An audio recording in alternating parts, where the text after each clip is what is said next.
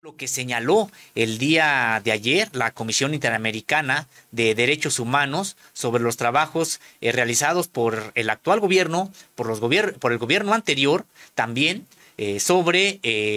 pues la desaparición de los 43 de Ayotzinapa. Nosotros podemos pues señalar, José Reyes, que ha señalado la Comisión Interamericana de Derechos Humanos tanto avances como retrocesos, ha reconocido avances importantes, tan solo con que pues se ha desechado de manera ya definitiva esa versión histórica construida durante el sexenio anterior, y también pues se ha señalado a responsables y se ha reconocido que es un crimen de Estado. Se ha podido documentar la participación de militares, de civiles también en esta desaparición y luego en el encubrimiento en un concierto de varias dependencias del Estado mexicano para ocultar la verdad. También el propio entre lo que se ha referido, la propia Comisión Interamericana de Derechos Humanos ha señalado que en su momento, cuando estaba ocurriendo la desaparición, el Estado mexicano tuvo la oportunidad de detener ese acto criminal, sin embargo no lo hizo. Las instituciones del Estado mexicano funcionaron precisamente en ese entonces, ha dicho la Comisión Interamericana de Derechos Humanos, para dejar correr los hechos y luego para encubrir a los perpetradores de este grave delito. Pues son situaciones muy fuertes que señala la propia Comisión Interamericana de Derechos Humanos, pero también critica, así como reconoce avances ya con el actual gobierno, pues también critica que se hayan prácticamente suspendido órdenes de aprehensión en contra de militares y en contra de civiles, pero ha sido parte de lo que ha dicho la Comisión Interamericana de Derechos Humanos. Y ya tenemos con nosotros a el abogado Alejandro Martínez, el integrante del Centro de Derechos Humanos, José Revueltas, quien, bueno, pues ha dado seguimiento a lo que ha estado ocurriendo con respecto de la desaparición de los 43, pero que también, sobre todo, el Centro de Derechos Humanos al que pertenece, el Centro de Derechos Humanos José Revueltas, pues sigue con la defensa de varios casos que llevan otras escuelas normales rurales. Está el caso, por ejemplo, de Teteles, el caso de Panotla. Hay que recordar que son 16 escuelas normales rurales y una escuela normal indígena las que continúan con este modelo de educación de normalismo rural, con los 5 ejes y con todo lo que implica el internado, y que son escuelas que han resistido todo. Resistieron el embate del 68, resistieron el del 71, han resistido el neoliberalismo, pero hoy, bueno, pues siguen con muchas carencias todavía, y a pesar de que, bueno, pues ya hay un discurso distinto frente a ellas, todavía enfrentan muchos problemas, sobre todo con gobiernos estatales, como hemos estado viendo en las últimas semanas. Pero agradezco mucho la presencia de el abogado Alejandro Martínez, integrante del Centro de Derechos Humanos José Revueltas. Buenos días, abogado. Sí, buenos días, Sósimo, compañeros y compañeras de Contralínea, Periodismo de Investigación. Espero escucharme bien ahí. Muy bien, adelante, escuchamos muy bien. Pues preguntarle, abogado, pues qué evaluación hacen de lo que presentó el día de ayer la Comisión Interamericana de Derechos Humanos, un informe que señala que el actuar del gobierno anterior pues fue totalmente de oscuros, de tratar de ocultar lo que realmente ocurrió, y con respecto ya del actual gobierno, la Comisión Interamericana de Derechos Humanos pues señala claroscuros, reconoce amplias ventajas sobre lo que se ha hecho a partir de diciembre de 2018, pero también pues reconoce lo que ellos señalan, los integrantes de la Comisión Interamericana de Derechos Humanos, de retrocesos. ¿Qué evaluación hacen ustedes desde este Centro de Derechos Humanos José Revueltas, que tiene pues un amplio conocimiento sobre lo que ocurre en el normalismo rural? Sí, pues ha hecho patente no solo la propia Comisión Interamericana de Derechos Humanos, sino el Grupo Interdisciplinario de Expertos Independientes, pues se vuelve a reiterar algunas declaraciones que hizo Ángela Buitrago y los otros integrantes del GIEI en semanas pasadas, en cuanto a que, si bien hay avances en la investigación en relación al sexenio anterior, hay preocupantes desafíos que ponen en riesgo la investigación en curso. Se hace énfasis en pues las desventajas de la renuncia del titular de la Unidad Especializada de Investigación y Litigación del caso Ayotzinapa, del titular o del extitular Omar Gómez Trejo, se vincula con una omisión en la separación de poderes, es decir, sí se dice más o menos directamente que hay una injerencia del Poder Ejecutivo en la autonomía de la Fiscalía e incluso pues en la que tiene que ver con el desistimiento de las 21 órdenes de aprehensión. Se habla de un desplazamiento de la UILCA, de intromisiones graves en la investigación, así lo denomina la Comisión Interamericana, y que se hace énfasis en la necesaria independencia ministerial o de la Fiscalía General de la República y en particular de la unidad especializada. También se habla de los chats que no fueron informados ni al GIEI ni a las víctimas, pues que son pruebas que no fueron verificadas ni con las víctimas ni con la Fiscalía General de la República. Digamos que se da a entender que fue pues una conclusión o unos elementos que fueron presentados de manera unilateral por parte de Alejandro Encinas en representación del Poder Ejecutivo. Por lo tanto, se habla de una necesaria capacitación de los servidores públicos, es decir, se reconoce que no hay un suficiente tratamiento conforme a estándares internacionales en materia de derechos humanos del caso y que, pues, digamos, se reitera la crítica a la denominada verdad histórica. Muy claramente, pues las integrantes de la Comisión Interamericana que estuvieron en la normal de Ayotzinapa, pues dicen que no, ni era verdad ni era histórica, ¿no? Entonces, pues se continuó haciendo el llamado a que el nuevo titular de la Unidad Especializada de Investigación y Litigación para el caso Ayotzinapa debe contar con autonomía e imparcialidad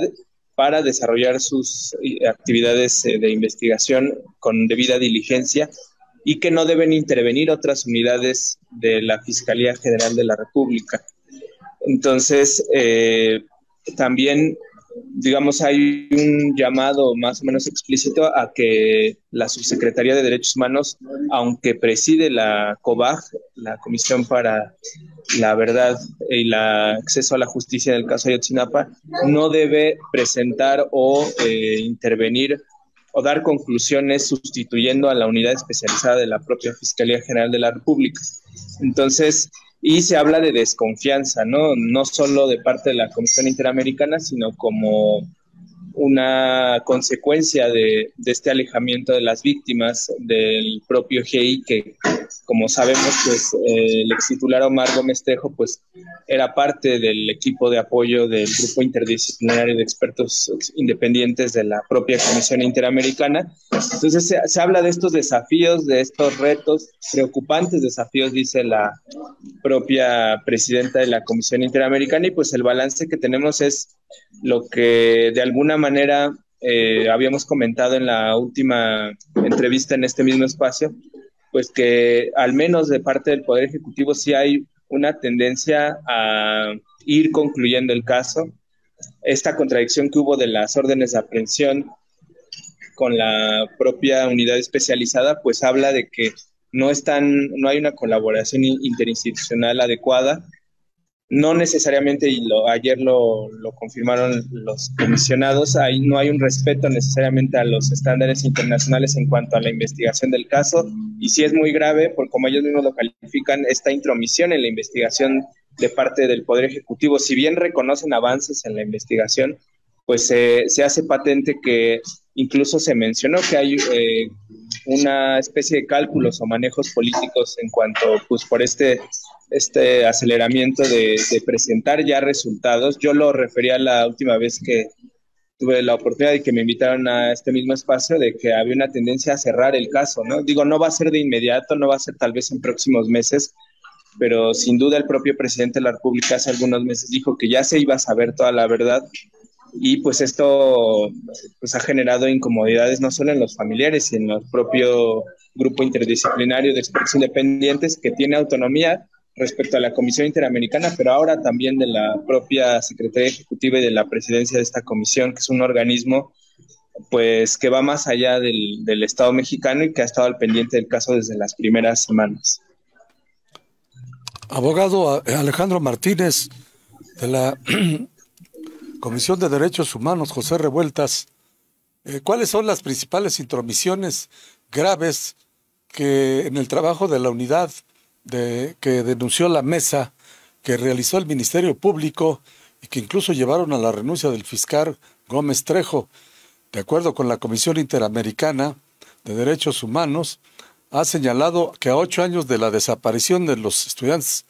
de Ayotzinapa, el mayor desafío continúa siendo el ocultamiento de información por parte del Ejército. Si nos pudiera dar más detalles de estas intromisiones graves, por favor. Sí, en particular se refieren, o en primer momento, a los diferentes criterios para la liberación de las órdenes de aprehensión. En particular, algo que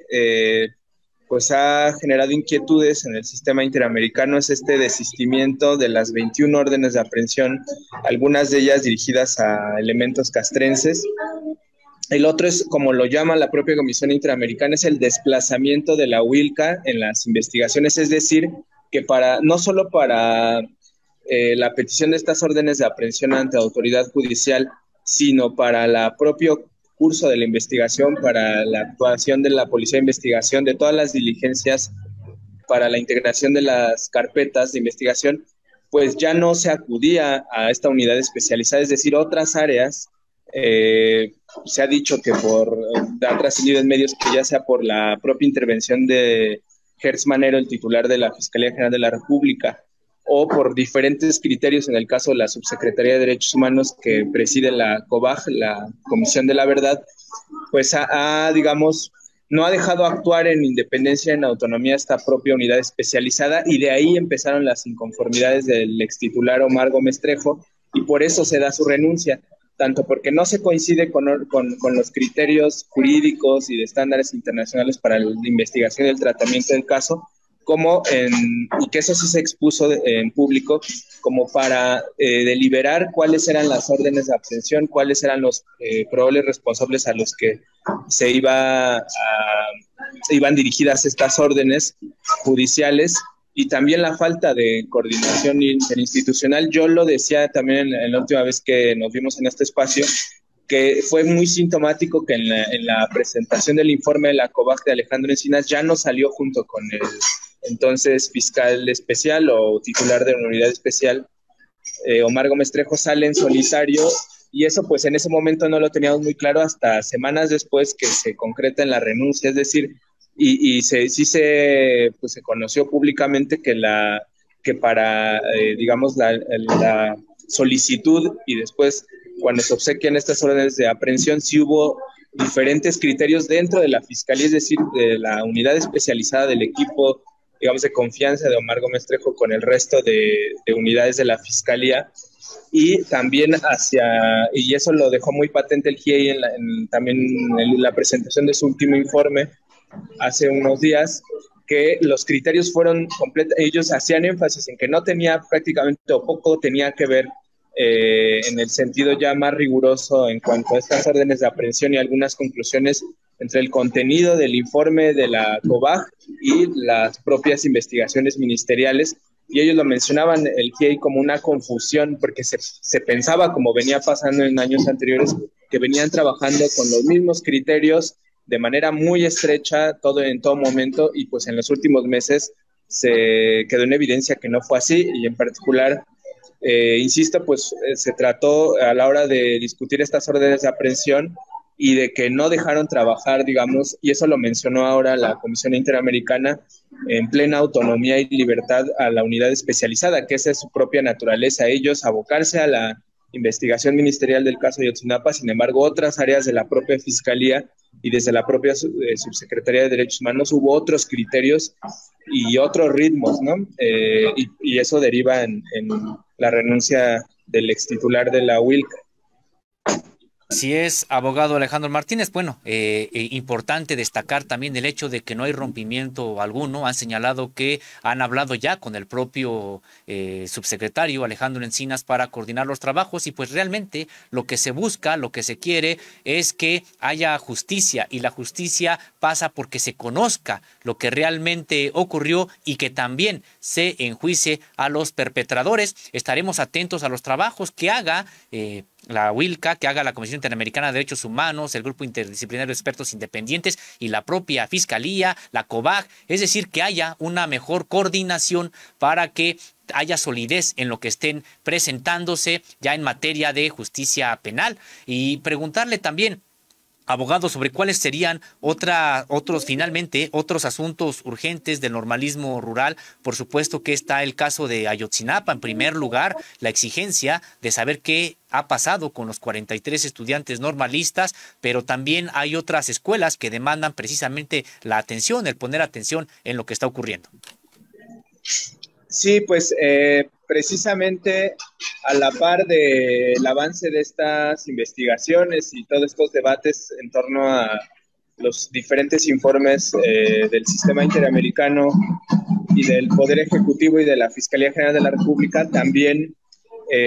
pues tuvieron lugar otros sucesos como la muerte de la estudiante Beatriz, normalista rural de la Escuela Normal Rural Benito Juárez, ubicada en Panotla, Tlaxcala, que fue víctima de un proyectil lanzado por la Policía Estatal en el marco de protestas por la destitución de sus directivos, de mejoras materiales en su internado, en cuanto también a la enseñanza propiamente de su sector pedagógico. Y a la par, pues también han estado las diferentes protestas, el plantón por casi 2 meses que se realizó por parte de las normalistas rurales mujeres de la Escuela Normal Rural Carmen Cerdán de Teteles, Puebla. En este caso, pues sí quisiera hacer patente que sí hay,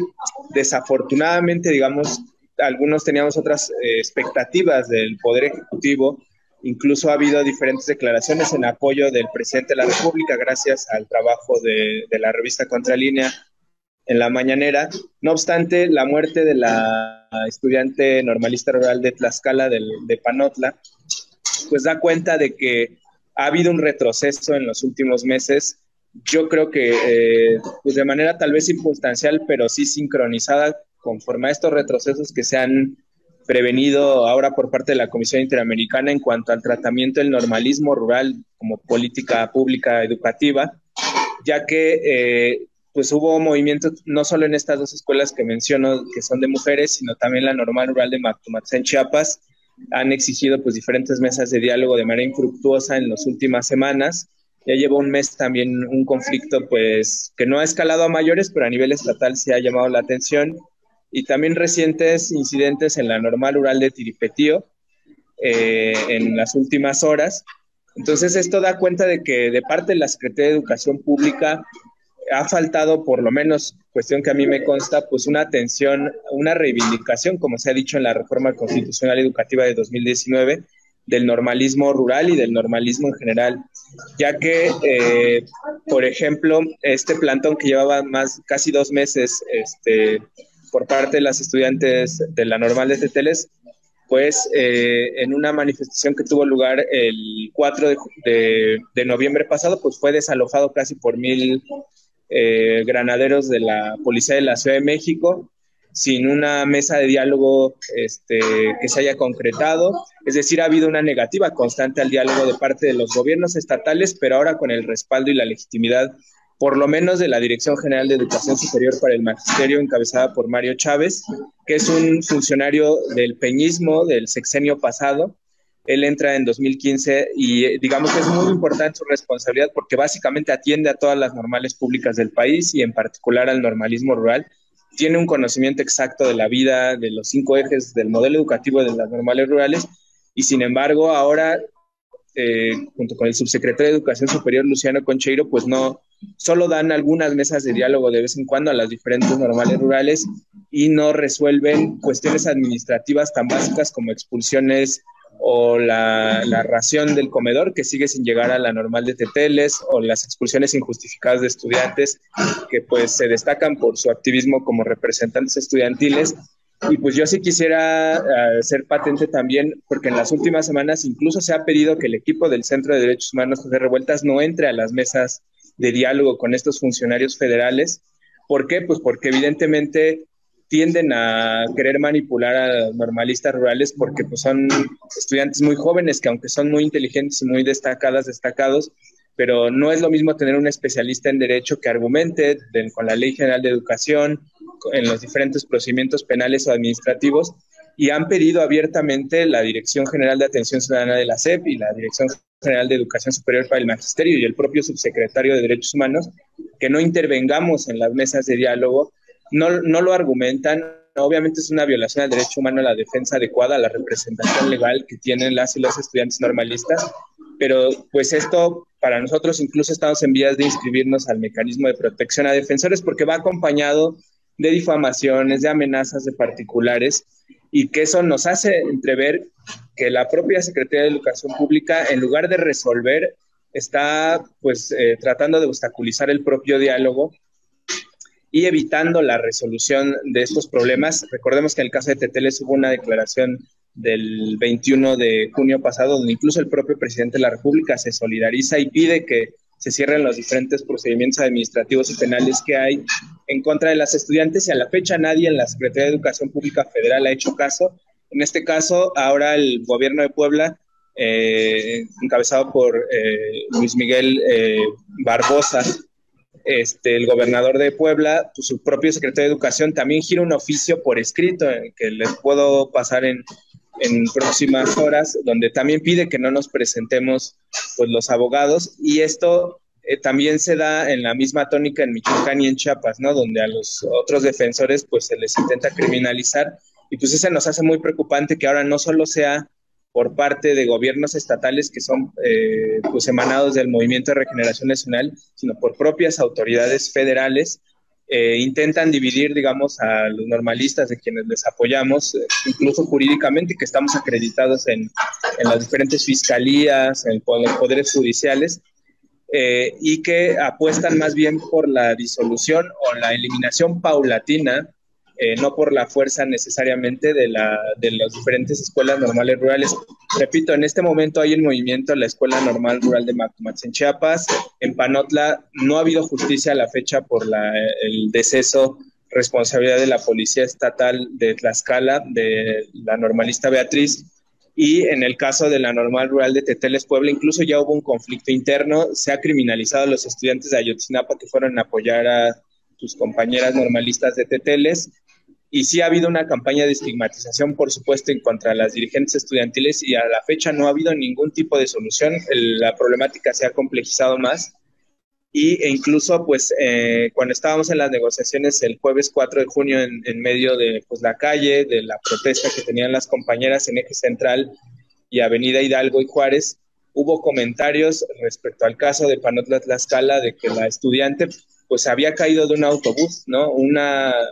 declaración muy desafortunada de medios amarillistas de comunicación en Tlaxcala, pero en este caso viniendo de un funcionario, un servidor público de la Secretaría de Educación Pública Federal. Entonces, a algunos nos queda claro que sí hay un viraje de la Cuarta Transformación, en particular el Poder Ejecutivo, para así desaparecer las normales rurales, pero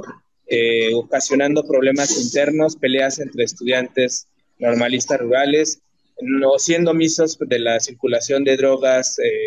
de indisciplina, de cualquier rencilla que se pueda ver muy sencilla, pero son operaciones contra insurgentes, que en el caso de la Guerra Sucia, pues se vio después del 68, ¿no? Que el tejido social se lesione a tal punto que solitas las propias comunidades normalistas y la gente externa, los medios de comunicación, los propios gobiernos malintencionados, no todos los servidores públicos son así, hay que decirlo, pero sí, pues haya una disolución de los diferentes órganos de representación estudiantil que después conlleven a la desaparición o privatización de los internados, cosa que tenemos constancia al menos en la Normal de Teteles, y pues es muy grave. No se ha hecho público todavía esta situación, incluso el secretario de Gobierno de la Ciudad de México sembró algunos supuestos explosivos en el bloqueo que tuvo lugar el jueves 4 de noviembre, y salió a dar una declaración como si hubiera sido un triunfo el desalojo de las estudiantes normalistas junto con los estudiantes de Ayotzinapa de esta protesta que se mantenía en Eje Central, y no se dio ninguna mesa de diálogo, no se quiso intervenir, y ahora pues Claudia Sheinbaum es parte del mismo equipo electoral del gobernador Barbosa, y no ha habido ni por esa cercanía, esa buena relación, un intento de un diálogo resolutivo, y pues sí hay un desánimo en las diferentes normales rurales respecto al papel del gobierno federal, de los gobiernos de los estados emanados, curiosamente estos últimos de Morena, y pues sí hay una polarización. Se ha pedido que incluso en las normales rurales ya no se deje entrar a los funcionarios, en particular al titular de la Dirección General de Educación para el Magisterio, de Mario Chávez, que repito, es un funcionario peñista que tiene todo el respaldo hasta ahorita del subsecretario de Educación Superior, pareciera también de la Secretaría de Educación Pública, y pues es preocupante, ¿no? Porque se pueden repetir. Hubo otro incidente que no lo voy a decir por respeto a los estudiantes normalistas, pero salió en medios de comunicación locales hace unas horas, en la normal de Tiripetio, Michoacán, pero sí es preocupante porque en cualquier momento puede pasar a otra situación que acabe en decesos, o desapariciones forzadas, o detenciones arbitrarias de otros estudiantes normalistas. Y agradezco mucho el espacio. Sí, abogado, pues agradecemos mucho. Estamos siempre pendientes de lo que ocurre en las escuelas normales rurales desde hace muchos años, desde hace prácticamente desde el inicio de este medio de comunicación de Contralínea. Hemos estado al pendiente de lo que han ocurrido en las escuelas normales rurales, lo estamos ahora. Y sí señalar también esta parte. Una vez le preguntamos al presidente de la República precisamente sobre todo este tipo de hechos que estaban ocurriendo alrededor de las normales rurales. Él, a propósito de lo que había ocurrido en Teteles, nos había dicho de manera clara que él apoyaba a las normalistas, que sabía que tenían razón, y pues estaremos atentos a que a veces estas determinaciones que se señalan, por lo menos en el discurso desde el Palacio Nacional, pues ya no se cumplen de manera igual, no solamente al interior de las dependencias del gobierno federal, sino peor aún de los estados. Hemos estado señalando desde hace tiempo la necesidad también de que se federalice las normales rurales para que ya no dependan en materia de presupuesto con la buena voluntad, entre comillas, de los gobiernos estatales. Pues será un tema para futuros trabajos que también estaremos presentando. Abogado, mientras tanto, le agradezco mucho su participación. Que tenga muy buen día. Muy buen día a todo el equipo de Contralínea, y pues un reconocimiento a su trabajo por este tema del normalismo rural y también del caso Ayotzinapa.